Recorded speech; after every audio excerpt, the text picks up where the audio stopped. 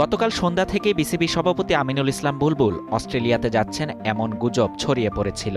এমনকি return ticket না কেটে বাংলাদেশ ছাড়ছেন বুলবুল এমন গুঞ্জন ছড়িয়ে রাতভর ক্রিকেটাঙ্গন ছিল সরগরম। একাংশ নিশ্চিত করেছিলেন বুলবুল দেশের বাইরে চলে গেছেন। তবে বিসিবির একাধিক পরিচালক নিশ্চিত করেছেন তিনি দেশে রয়েছেন।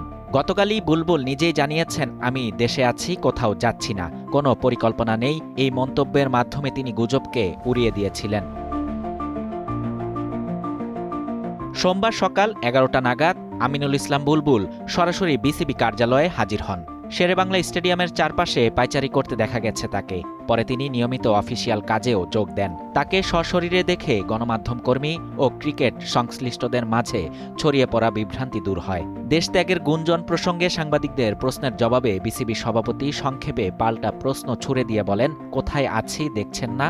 তিনি আরও পরিষ্কার করে বলেন, এই মুহূর্তে বোর্ডের কার্যক্রম সামলানোই তার প্রধান কাজ এবং নিকট ভবিষ্যতে কোনো বিদেশ সফরের পরিকল্পনা তার নেই। বিসিবি সভাপতির দায়িত্ব নেয়ার পর থেকে কঠিন সময় পার করছেন বুলবুল। নিরাপত্তা সংক্রান্ত উদ্বেগের কারণে বাংলাদেশ তার আসন্ন টি-20 বিশ্বকাপে অংশ নিতে অস্বীকার করে। আইসিসি বাংলাদেশের দাবিকে মেনে না নিয়ে স্কটল্যান্ডকে বাংলাদেশ দলের জায়গায় অন্তর্ভুক্ত করেছে। বুলবুলের উপস্থিতি বোর্ড পরিচালকদের মধ্যে উৎসাহ এবং দায়িত্ববোধ বাড়িয়ে দিয়েছে।